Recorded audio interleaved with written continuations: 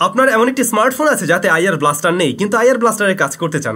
আপনি রিমোটের মাধ্যমে আপনার টিভি কন্ট্রোল করতে চাচ্ছেন এসি। সেই কাজটা আপনি কিভাবে করবেন? খুব সহজেই সম্ভব। আপনার স্মার্টফোনটিতে যদি 3.5mm হেডফোন জ্যাক থাকে তাহলেই সেটা সম্ভব। জাস্ট এরকম একটা জিনিস লাগবে। এইটা একটা আইআর ব্লাস্টার সেন্সর, যা আমি নিজেই তৈরি করছিলাম আরও প্রায় 1.5 বছর আগে, এবং আমাদের চ্যানেলে এর একটি টিউটোরিয়াল দেওয়াও আছে। যারা দেখেননি অবশ্যই দেখে নিয়ে নিজেই বানিয়ে নিতে পারেন। খরচ হবে মাত্র 10 টাকার মতো।